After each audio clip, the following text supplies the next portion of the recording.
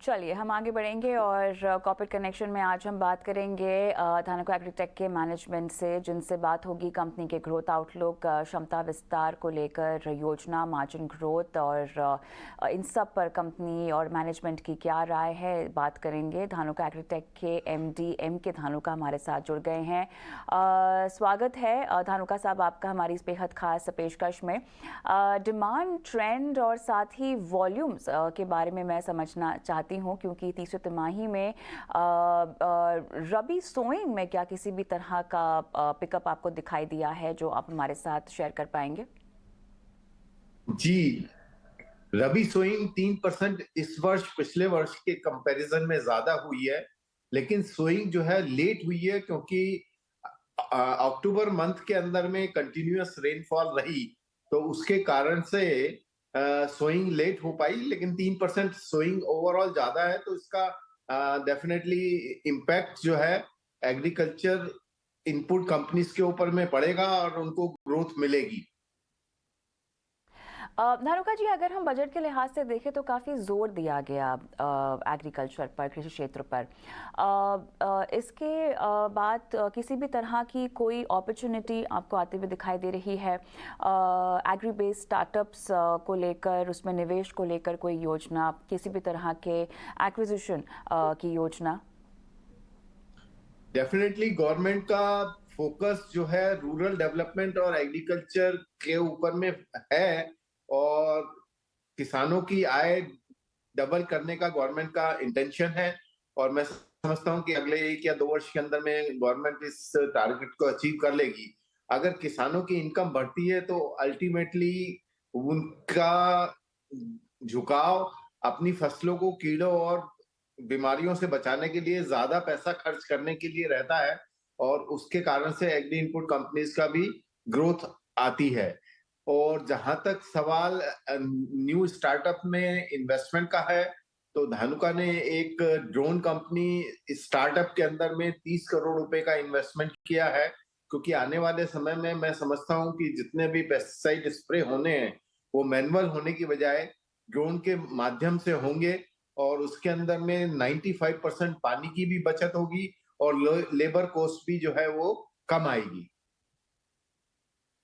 Capex की जहाँ तक बात की जाए तो आपकी योजना लगभग 3 करोड़ कैपेक्स की है फॉर्मुलेशन यूनिट और टेक्निकल यूनिट को लेकर। इसमें प्रोग्रेस कहाँ तक पहुँच पाई है? कोई अपडेट जो आप हमें दे सके? मशीनरी सप्लाईज के अंदर में सप्लायर्स ने डिले कर दी है, उसके कारण से हम मार्च में प्रोडक्शन स्टार्ट करना चाह रहे थे, लेकिन वो लगभग 3 महीने लेट हो गया है। अब जुलाई 2024 से टेक्निकल का प्रोडक्शन दहेज के अंदर में स्टार्ट हो जाएगा। और इनिशियली ये समय लगेगा इस यूनिट को एस्टेब्लिश होने में। लेकिन फॉर्मुलेशन जो है, हम 2 नए 9(3) मॉलिक्यूल्स FY24 में इंट्रोड्यूस करेंगे, जो कि पहली बार इंडिया के अंदर में इंट्रोडक्शन होगी। और उसके अतिरिक्त 3 9(4) मॉलिक्यूल्स जो कि मी टू रजिस्ट्रेशन होते हैं, वो ओवरऑल 5 नए प्रोडक्ट हम इंडियन मार्केट के अंदर में देने जा रहे हैं वर्ष 2024 एंडिंग में। एक्सपोर्ट इंक्वायरीज को लेकर कोई ताज़ा अपडेट, क्या कोई नए क्लाइंट्स आपने अपनी लिस्ट में जोड़े हैं? धानुका क्योंकि अभी तक टेक्निकल मैन्युफैक्चरिंग में नहीं थी, इसलिए एक्सपोर्ट की गुंजाइश काफी कम थी। लेकिन अब दहेज के अंदर में टेक्निकल प्लांट लगा रहे हैं, तो एक्सपोर्ट्स जो है पॉसिबिलिटी काफी बढ़ जाती है। और हमने अभी एक्सपोर्ट डिवीजन स्टार्ट किया है। अभी हम जो एग्जिस्टिंग फॉर्मुलेशंस हैं, उनके एक्सपोर्ट्स के लिए ट्राई कर रहे हैं, और 2-3 ऑर्डर हमें एक्सपोर्ट के मिले हैं। और मैं समझता हूं कि जब टेक्निकल प्लांट हमारा स्टार्ट हो जाएगा, तो डेफिनेटली हमारे एक्सपोर्ट के से जो ग्रोथ है वो आने अच्छी रहेगी। चलिए यहाँ पर आखिरी सवाल आपसे, FY24 में गाइडेंस अगर मैं समझना चाहूँ रेवेन्यू और मार्जिन के फ्रंट पर, तो आप क्या आंकड़े बता पाएंगे? डबल डिजिट ग्रोथ जो है वो रिवेन्यूज के अंदर में रहेगी, और 100 बिप्स इंप्रूवमेंट जो है एबिटा मार्जिन के अंदर में हम लोग FY24 में एक्सपेक्ट कर रहे हैं। चलिए धानुका जी, बहुत बहुत धन्यवाद, आपने समय निकाला और इतने विस्तार से तमाम जानकारी दर्शकों को और निवेशकों को दी।